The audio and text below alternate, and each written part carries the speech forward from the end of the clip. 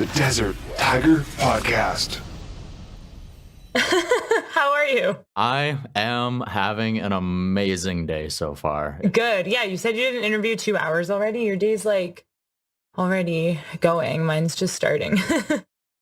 Yeah, usually I try to do the late start too, but I'm definitely still in sweatpants. So my early start had a few shortcuts to it, but Nice.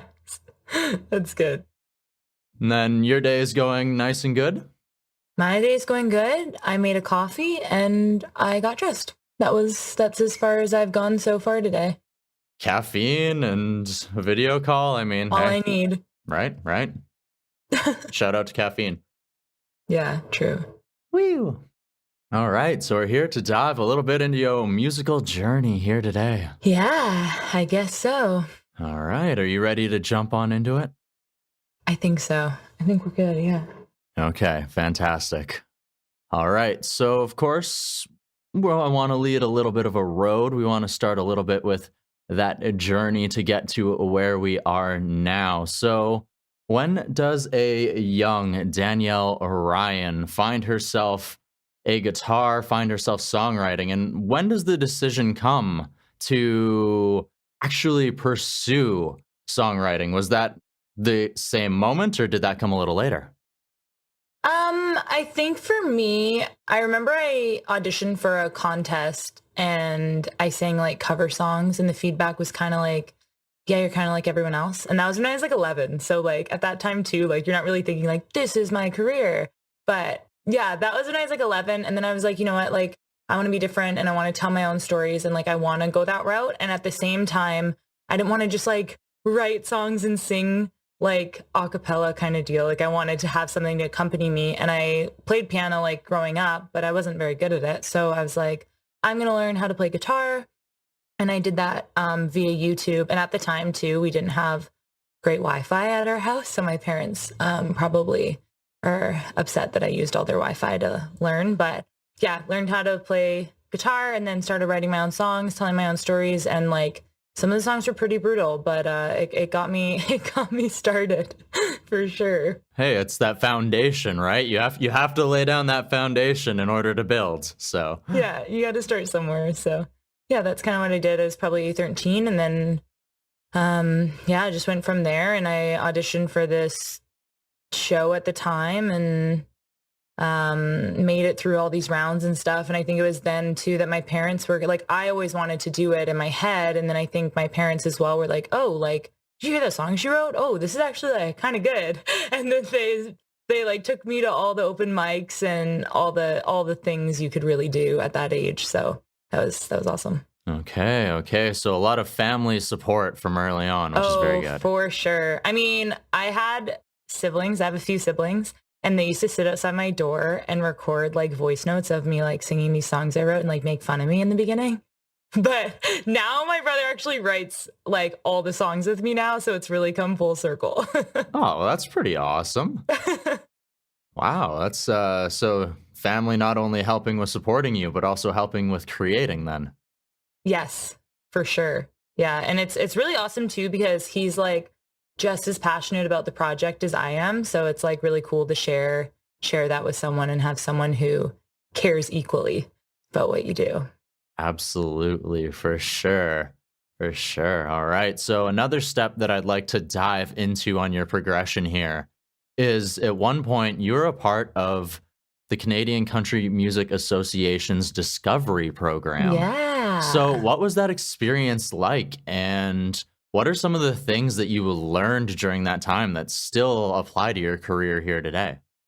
Yeah, honestly, I was like 19 when I was in it. So I think I was the youngest person in the project. And I remember like thinking it was the best thing ever. And to this day, like I still have the greatest memories being a part of that project. I learned so much. They had like an industry day where you got to just like ask as many questions as you want and just learn as much as you could from all these industry professionals. And it was all country music based too, which was also really awesome. It was all, around the industry I wanted to be a part of. And yeah, we had like a stylist to come in, which I like loved. and you got to just hang out with really awesome people and like-minded people as well, which was really great. Like Livy Jean was actually part of that project, who became like one of my really good friends, and she lives in Nashville now, and I go down there and hang out with her and live with her when I go down there. So it's cool. Like I built some really great relationships, and it's something that like I bet you if I went through my journal, like there's probably like, this is amazing, like just written everywhere, because I truly did love it a lot. Along with some stars and some happy faces drawn in there too, like, right? For sure. Yeah. Awesome. Awesome. So a few years back, you made the change from Danielle to Danielle Ryan. You found the dirt. I did. So what was that? Back. Oh, I do research. Yeah, I mean, my like maiden name is Danielle Seperinsky, and that got super, super confusing with everyone. So my brother actually came up with the idea of like, let's do Danny L, and it'll be like cool and whatever. So he did that for a while, and I remember being like, this is impossible. Like, you're never going to be able to search Danielle on Google and find anything. Like, there's 1,000 million Danielles in the world. So we switched it to Danielle Ryan, and my best friend's last name is Ryan, and I just like the flow of it. They had like other names, but they all sounded like middle names, and I just wanted something that was like, I don't know, a bit cooler. I thought it was cool, so I picked that. Someone with a monster last name as well. I understand the shortening or going with something else. For sure. Makes everything so much easier. Like everyone's spelling it with I's or Y's or adding extra letters and like mispronouncing. I was just like, let's just switch that. Yeah, that's it. It's like, no guest can come in and say Colton G. Nobody needs to come in and be like, Geschwantner? How do you say that? That's how you say it? Yes. Beautiful. Okay. Geschwantner. Schwantner. Geschwantner. Yes. Okay. 2 syllables. Yeah. I say it right. I just had to think hard about it. All right. So, of course, with progressing into Danielle Ryan, we talked about changing the name. Was there also a little bit more of taking things a little more seriously, you find, as you made that transition as well? I don't think the transition of like being serious really came with the name, maybe. Just because at that time I was actually looking to release something. Like I had already been working with a producer for a couple years. And then it was just kind of like, okay, now let's get all of our ducks in a row, and like, this name thing maybe is a little confusing. So that all just went in line with it. But, yeah, I think I always kind of took it seriously in a way. Like I remember writing, and we had like a class called grad trans, and you like had to write like what you're going to do with your future and stuff. And I totally just was like, I'm going to sing forever and marry a doctor and have 20 babies. And they like can't tell you no. They're like, okay, like you passed the class. So like, that's just kind of what I did. Like, yeah, I always just wanted to pursue it. And just, the thing with the industry too is it's all just based on like who you meet or like what circumstances happen, like, which makes it all the more crazy. Like you can do as much as you can on your part, but at the end of the day, like people have to either be fans or supporters or like be part of your team, and you have to meet all those people, make those connections as well in the meantime.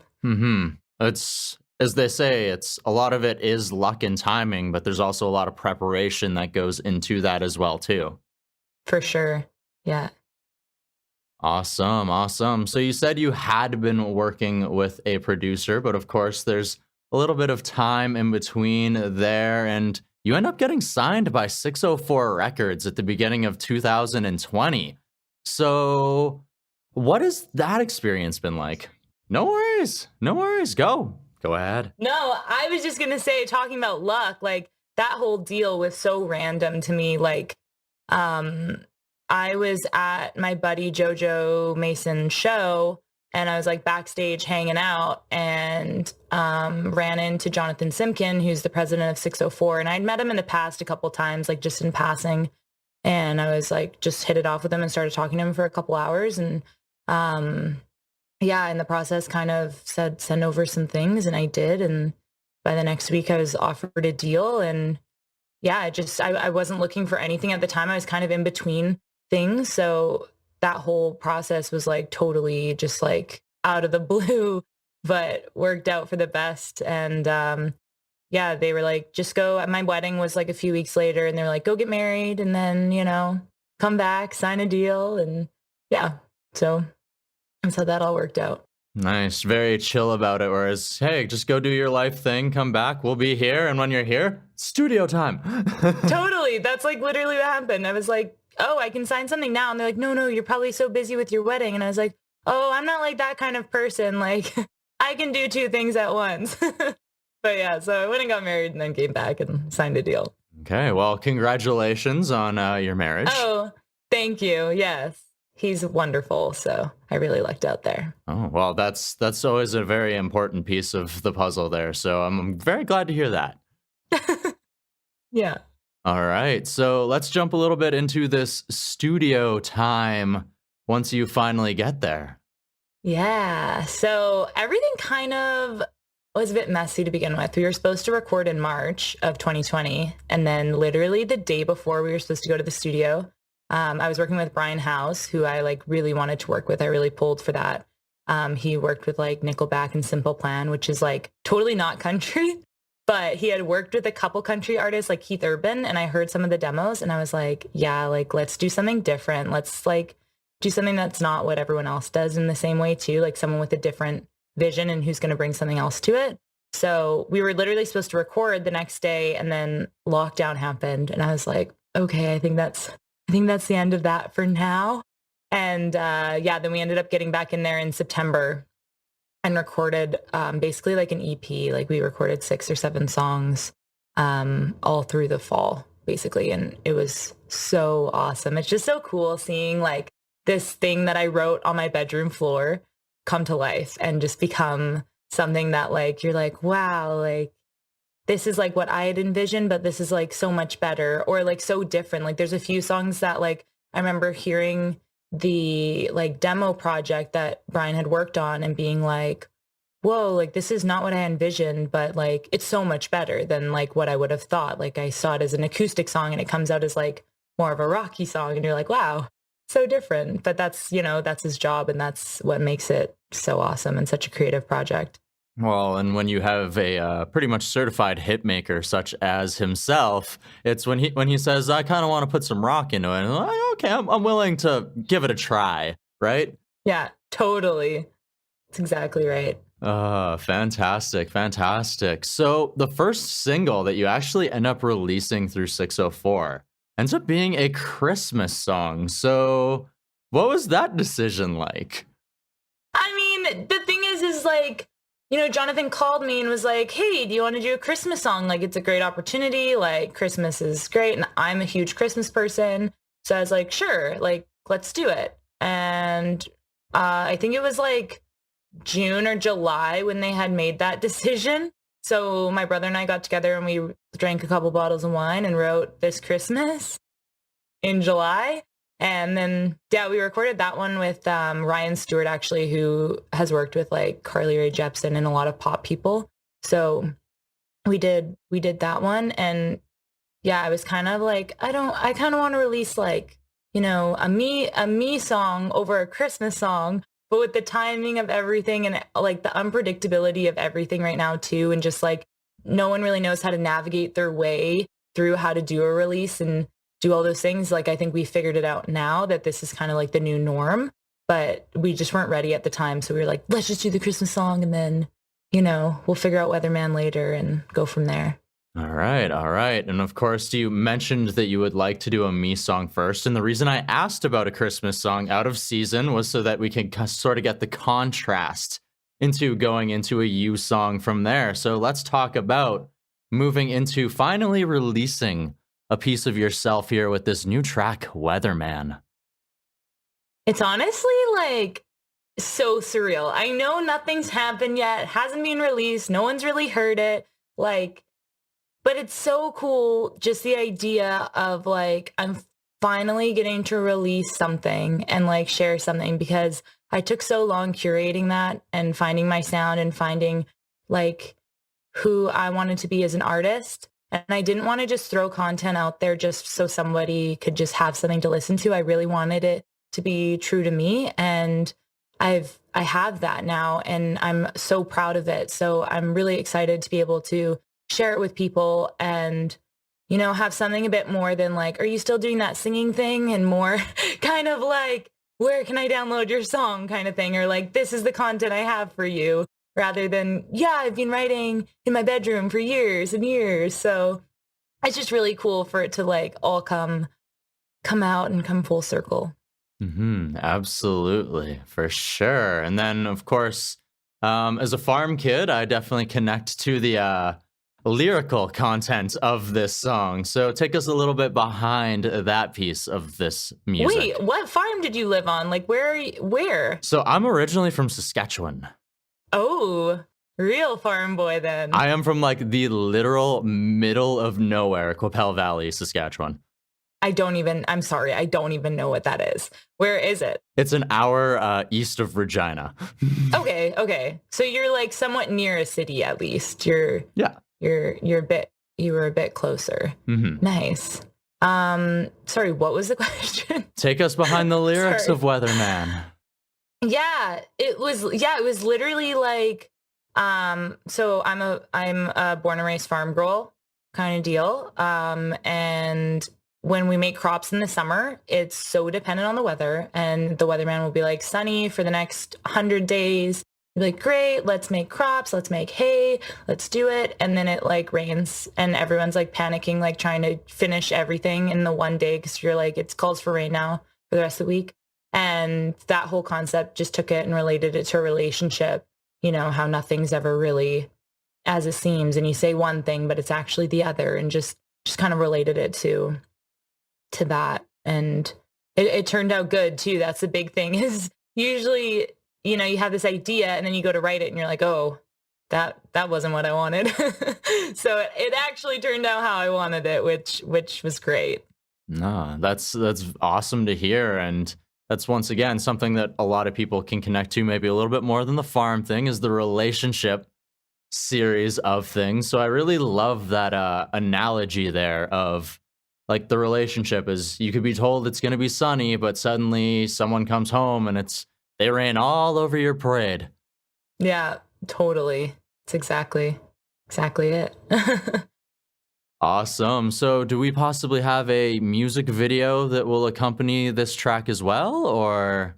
Yes, there will be. Right now we're in the process of like figuring out what that's going to be like. We had an idea of what we wanted to do, but because of all the lockdowns and stuff, things have just become a little bit more difficult filming wise. Like we can't film in these spaces that usually would be so easy to go film in. So we're still in the production process of that, but I think it's going to be pretty cool with what we're going to do. You know, it's weather related. So, I mean, I think that there's so many cool things you could do. It's just narrowing down what to do. Well, based on some of the other music videos I've seen from the two from this Christmas, and then watching some of your YouTube videos as well, and the creativity you put into the cover songs you do, it makes me very excited to see what we're going to get here. Yeah, I think it'll be fun. That's the big thing for me, is like I want everything to be intentional and everything to have some kind of value. I don't want to just put out a video of just like, you know, no context. I want it to have some creativity and tell a story that I want to tell. Okay, fantastic. So you mentioned that you actually recorded 6 to 7 songs, possibly an EP. So without giving too much away, what does the future hold for us here in 2021 for Danielle Ryan? I mean, I'm hoping we get to release an EP or a couple more songs and stuff as time goes on, as well as like CCMAs are supposed to be in November. So getting to go there and see all my friends and hang out would be super cool. So where are the CCMAs supposed to be this year? I think they're supposed to be in London, Ontario. They were there a couple years ago too when I went. So it's nice. I was supposed to go when it was in Calgary recently, but I just didn't end up making it. So I'm hoping to make it this year. Okay, well, I didn't make it that year either. So yeah, we'll be on the same page for that. Well, maybe we can connect in person and talk about an EP at that point. Totally. Let's hope that's the case. Oh, I hope so. I hope so too. Fingers crossed. Yeah. All right, Danielle. So I have one question left. Are you ready for it? All right, I'm ready. All right, so we've talked about this growth as a musician over the last couple of years, this progression, getting signed by 604 Records, creating this upcoming EP.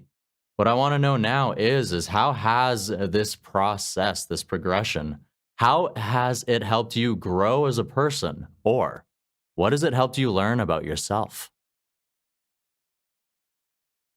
I think it's taught me, I don't know. I don't know if it's actually like taught me anything about myself. I think it's more like a like moment of, sorry, I'm like stuttering and stumbling, but I think it's more a moment of like clarity and seeing everything kind of come together. You know, like if I had told like 12-year-old me, like, you know, just stick at it and somehow you're going to end up here. Like this to me is like awesome. Just given the opportunity to record music and do things that, you know, a lot of people would like dream to do. Like I get to do that every day. And that's honestly enough for me, like getting to do those types of things. And I think that's the biggest thing for me right now. And the biggest thing that I'm like trying to appreciate and like remember these moments. And yeah, like you're my first interview. I'll hopefully always remember that. Ooh, well, I appreciate that then. I appreciate that. Helping to introduce you out into the world here. Yeah. It was Colton. All right. Colton Gas something. We'll just go with Colton G. Colton G. Yeah, exactly. That's why we roll with it, baby.